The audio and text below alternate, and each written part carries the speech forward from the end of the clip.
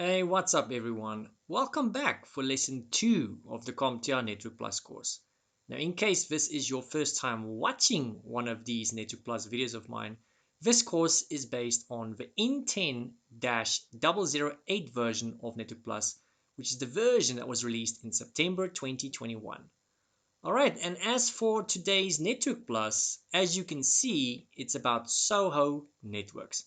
So if you have finished lesson 1, as well as this current lesson being lesson 2, you would have covered the whole of module 1 in Network Plus, just FYI. So the next lesson, being lesson 3 obviously, will be about the content in module 2 of the course. Okay, so enough of that. Let's dive into today's topic being SOHO networks, or should I say small office, home office networks. That's what the SOHO stands for. Main thing we're going to be talking about regarding these SOHO networks is the router in a SOHO environment. Now, the first thing you'll notice about pretty much any SOHO network is they all have what we call a local area network, or just LAN for short. A network in a single location is often described as a local area network, but there is not actually a specific size to a LAN. A LAN might consist of a small home network of, for example, 2 to 5 machines. It might be a SOHO with 20 machines, or it might even be a proper office building with 50 to 100 machines or even more. Generally, as long as all the machines are in one location and all connected together via something like Ethernet or wireless, that is generally considered a LAN by definition. Now, if we look specifically at the type of LAN you would find in a SOHO environment, since this lesson focuses on SOHO networks, the type of LAN you'll find in a SOHO is a category of LAN with a small number of computing hosts that typically rely on a single integrated appliance for local and internet connectivity. Now, if you haven't made the connection yet, the single integrated appliance I'm talking about is the router or router. Depending on which country you're in, you might pronounce it differently.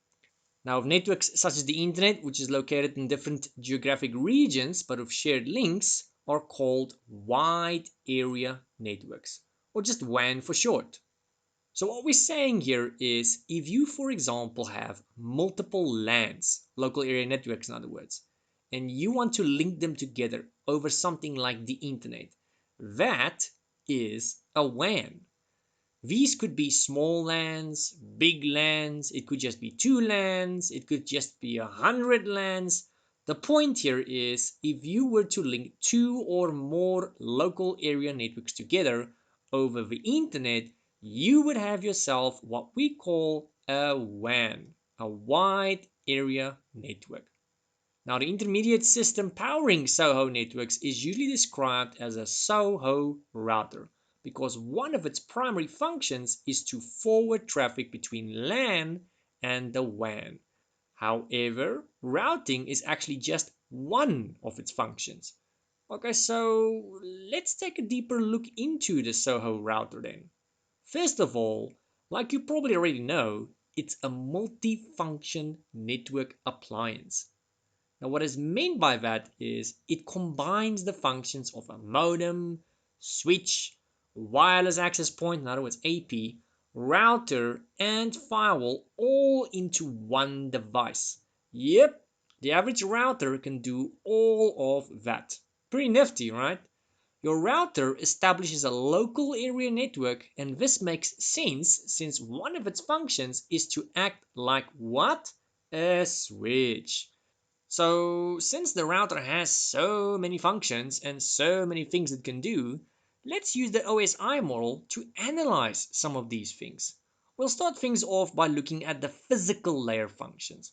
Now, that's layer 1 of the OSI model for those of you who did not watch lesson 1 of this course.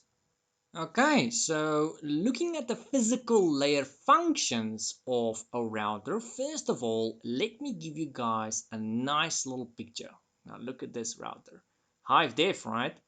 I know you guys can't see it right now, but I'm giving myself a little clap on the back here. Very proud of myself of this picture. Very high def, at least that was the idea, to give you guys a nice little high def picture. That is a router. More specifically, the back of a common router. Now on the right hand side there, you'll find that there's 4 ports. That's something you'll find pretty much behind all routers. Those are normal RJ45 ports used for cabled network connections. So you can go and plug something like a desktop computer in there, so you can connect a normal network cable into one of those ports, plug it into your desktop PC, or you can plug it in there and plug it into your laptop. You can alternatively plug a LAN cable in one of those ports and then plug it into a switch, which further splits it, and then you can go and plug in even more devices into that network. So that is how your devices get internet access, is for them to plug into one of those ports, or they can go and connect to the radio antenna for wireless signal. So that little antenna you guys see there on the left, some routers will have 1, some will have none, some will have 2, some will have 3. I mean, heck, I've seen routers with 6 antennas. I kid you not. Very rare, but believe me, they're out there. So that little antenna on the left hand side can be used to connect to this network wirelessly. So your average phone, your tablet, or heck, even your laptop can connect to the network wirelessly. And why am I going to go through the effort of plugging a network cable into my laptop when I can just sit wherever the heck I want and just connect wirelessly? So I mean, convenience is key here after all.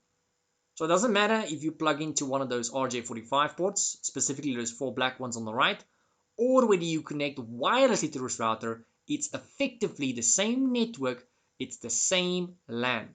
So if I connect to that LAN via wireless of my laptop, and you plug into that LAN via one of those ports, we would be able to communicate with one another because we're on the same network. I'm wireless, your cable, still the same network. Now this modem is also used for WAN connectivity. Pretty much all modems have that. So that is the port you would see there on the left, not the 12 VDC in. That's the power port, obviously. We're talking about the one that looks kind of like yellow in color. It says WAN below it. That is a network cable that plugs into your router. That is the internet line. So that network cable would normally come from your ISP. It could come from your fiber router, your fiber CPE device, so ONT in some cases. So that is the inline. That is the network cable that gives internet to your router. That's the line that goes to the outside world. Your router does its thing, including being a modem. And then from those 4 little ports, or the wireless, is how your devices connect to the internet. So that WAN is your main port. That's where the internet actually comes in to your router. Alright, so that pretty much summarizes the first layer, being the physical layer functions. Let's look at the data layer functions. Now once again, I'm going to give you guys the same picture, just going to move it a little bit to the right here, a little bit smaller, but at least you guys know what it looks like now anyway. So first things first, looking at this device from a data layer perspective, it is an Ethernet switch. So that pretty much comes down to what I said earlier. If I were to go and plug myself into one of those ports with a network cable, one of those little black ports, and you were to go and plug yourself into one of those ports or connect to the Wi-Fi, we would be on the same network. Why? Because this router is also a switch. So a switch is pretty much what creates a LAN, a local area network. So whether we're all plugged in via network cables, whether we're all connected via the wireless, or both for that matter, we are on the same network because this router functions as an Ethernet switch. So one of the things we can go and do is obviously just connect to the RJ45 ports. Now with regards to wireless access point, in other words that little antenna we see there once again, it is used to implement a Wi-Fi standard. This could be something like 802.11g, which is the most common one you'll probably find in most wireless networks. It could potentially also be something like 802.11a. Not something you need to know just yet, not something you need to worry about just yet. Yes, that is in the exam, but that's going to be covered in more depth later on in a different lesson in a different module, not today's topic. Now, this wireless access point is used to connect stations in a wireless LAN, as we've said before. A wireless LAN is known as a WLAN. So the W simply stands for wireless. It's still a LAN, it's just, well, wireless. And then we also have media access control, in other words, MAC addresses are used to identify each interface. Now, if you remember from the previous lesson, being lesson 1, we said layer 3 is routers and layer 2 is switches. Switches use MAC addresses to identify hosts. Routers use IP addresses. Now, why are we saying MAC addresses now if we're talking about a router? It is because we're talking about the layer 2 functions inside of a router, which is the ability for it to act as if it is a switch, which is why we're talking about MAC addresses. Once we get to layer 3, which is the network layer, then we'll talk about IP addresses. Well, I suppose we might as well actually go to layer 3, come to think of it, but I think this actually pretty much concludes the data link layer functions, which is layer 2. So let's move on to the network layer functions. Now, regarding network layer functions, I'm once again going to use that same router picture, except it's even smaller this time. It just keeps getting smaller and smaller. I apologize for that, but I'm going to need the space, which is why I made it so small. I'm going to use this for my demonstration purposes. Now, you probably would have heard me say earlier, the router or router is your medium. It's the middle device, the middleman. It allows you to connect your LANs together. So if you've got more than one LAN in different locations, the router is what's going to allow you to connect them together. The router is also what gives your LAN access to the outside world, like the internet. So I'm going to keep this as simple as I possibly can. Let's imagine a scenario of you having a normal LAN and you would like to connect your devices, your people inside that LAN to the outside world, in other words, the internet. So in short, I just want to connect my PCs inside my home or my small office to the internet. Now to explain this, I'm going to draw a line down the middle of this router. Why am I doing that, you ask? Is because we're going to symbolize the inside of your network and the outside of your network. So for argument's sake and for illustration purposes, the right-hand side of this router, we'll consider that the inside of the network. The left-hand side, please consider that the outside of your network. Now, the inside of your network is obviously things you've got control over. That is your LAN. So we call that private. The outside is public. That is stuff you generally don't have much control over. So inside is private, you've got control over it. Outside is public, not much control over that. So as soon as you go through the router, you are considered on the outside of your network. You are considered on the internet. You need to go through that router, which is the middleman, the medium, the bridge, whatever you want to go and call it, to get to the outside world. Now, every router has an IP address. This could technically be anything, but it's normally something like 192.168.0.1 or 0.254 or 1.1 at the end. The point is it has an IP address. So for argument's sake, I'm going to make it .1. If you're wondering what the /24 at the back is, that is simply a side notation, not something we're going to discuss today. That actually is covered in the Network Plus course. It comes down to subnetting. So looking at that side notation of 24, it actually tells you a lot of things. It tells you how many IP addresses you've got. It tells you how big your subnet mask is. It tells you how many networks you've got. So looking at that side notation of 24, I know my subnet mask is 22255.0. Don't worry how I got to that yet. That is something you do need to know that for the exam, don't get me wrong, but it's covered in its own respective lesson. So looking at 24, it tells me my subnet mask is 22255.0. It tells me I've got one network. It tells me I've got 256 IP addresses, of which 254 are usable because the first and the last one are not usable. Not stuff we need to worry about at this time yet. So the router has its own IP address, and on the inside of your network, I'm going to add some devices. I'm just going to go and add 4 desktop PCs. In reality, this could be tablets, phones, desktops, laptops, but to keep things simple, I'm just going to go and add 4 normal random desktop PCs.